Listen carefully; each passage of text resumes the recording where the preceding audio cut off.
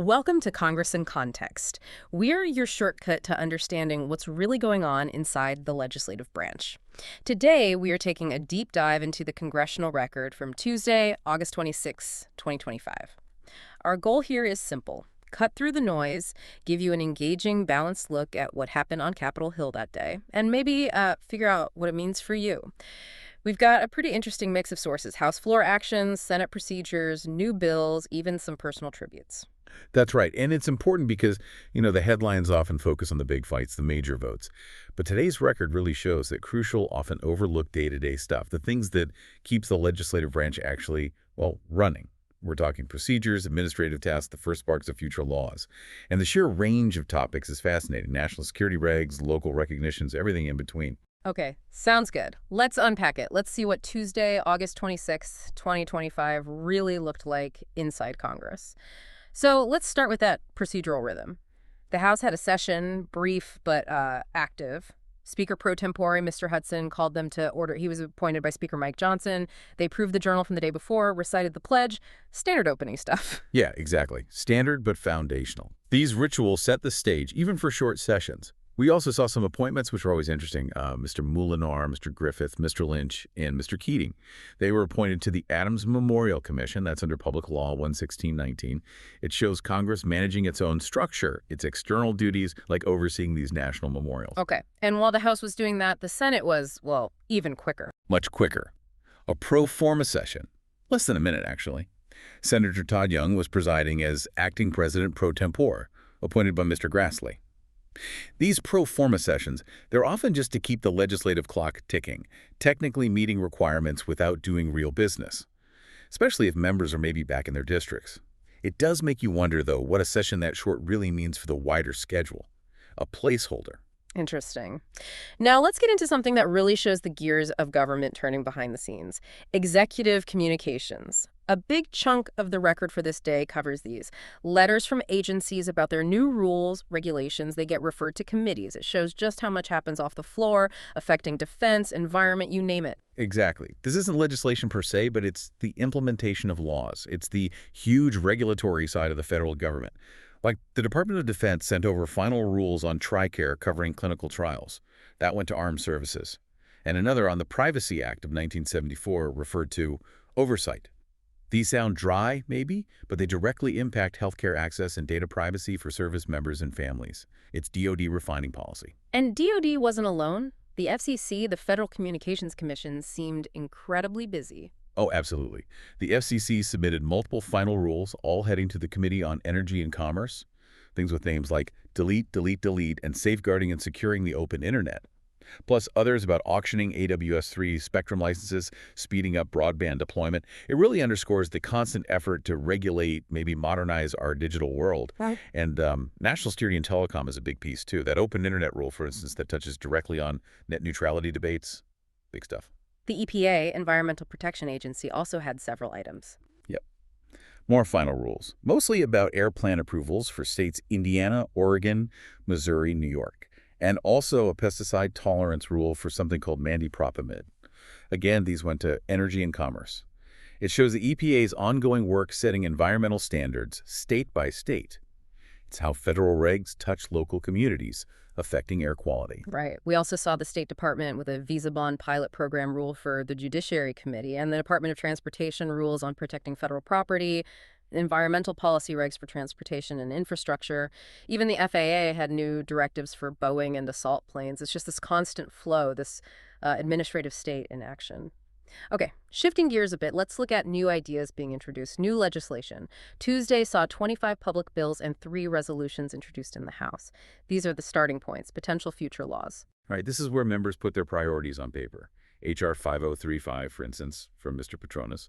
It aims to make professional licenses portable for veterans and their spouses. Went to Education and Workforce. That tackles a really concrete problem for military families who move frequently. Trying to get relicensed is a real pain. Yeah, I can imagine. And Mr. Frost introduced H.R. 5039, though, and caught my eye. It's about creating an exception for circumvention to allow diagnosis or repair of powered mobility devices, wheelchairs, basically. And it would require manufacturers to share repair info. This whole right to repair thing seems to be popping up everywhere. It really is. And that's a great example, a specific consumer issue with potentially broad implications. Yeah. We also saw Ms. Mace introduce H.R. 5046 and 5007. The first would require merit-only admissions at service academies, no consideration of race or sex.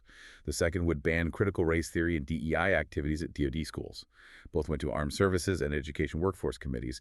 They definitely tap into some very current national debates. Also, H.R. 5051 from Mrs. Norton.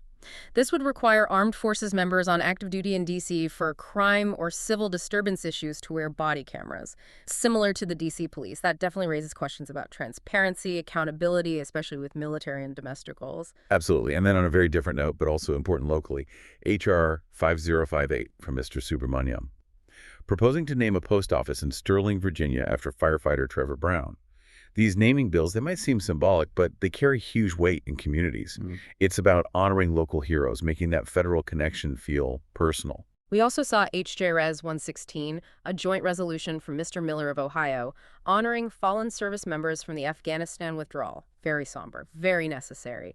And HRes 662 from Mrs. Adams, supporting Black Breastfeeding Week, highlighting public health equity. Even HR 5042 from Mr. Issa to define showerhead. It just shows the sheer range, doesn't it? Now, we didn't see big, fiery floor debates that day, but the record gives us another view through the extensions of remarks. This is where members can put statements into the record recognizing people, groups, issues back home. Exactly. It's not about fighting over amendments. It's about connection, community recognition. And they paint this really rich picture of American life, like Mrs. Chu honoring Army veteran Dave Luera in California, highlighting his advocacy work for veterans, getting a post office renamed, helping establish a VA clinic. That's powerful local stuff. And Mr. DeSaulnier, also from California, honoring the food bank of Contra Costa and Solano on its 50th anniversary, serving nearly 100,000 households, 2.7 million meals a month. That's a huge impact he's recognizing. Yeah, and you see other celebrations too. Mr. Keating in New Jersey recognizing the land of make-believe amusement park 70 years, calls it the world's greatest. A bit of fun local pride. Or Mr. Mesmer honoring Mead Johnson Nutrition in Indiana 120 years, pointing out their innovation, like adding DHA to formula back in 2002, celebrating local industry. There is also Miss Sewell from Alabama honoring Bishop Calvin Woods Sr., a major civil rights figure, co-founded the Alabama Christian Movement for Human Rights, worked with Dr. King, fought segregation, just incredible legacy. And Mr. Thompson of Mississippi honoring Mrs. Monzolo Randall Ross, an educator. 41 years with Head Start, impacting thousands of kids. These recognitions, they aren't laws, but they are a really vital part of what representatives do. Acknowledging contributions, showing that human side of Congress, connecting Washington back to the community. So putting this all together, what's the big picture for the average person? This day, August 26th, even without huge floor fights, really shows how Congress works beyond just the C-SPAN moments. Precisely. Look at all those executive communications we talked about. It really highlights that so much policy that affects you, TRICARE, internet rules, air quality, is shaped day to day by federal agencies. Congress sets the broad strokes, maybe, but the agencies fill in the details, and congressional committees are supposed to provide the oversight. It's this constant flow of administrative law. And the variety of bills introduced, from big policy shifts like service academy admissions down to, well, showerheads, it shows the diverse things members are pushing, often driven by specific constituent needs or concerns. Right. And it makes you ask, how do these individual pushes become actual law? It's usually incremental. Lots of ideas get introduced, fewer gain momentum.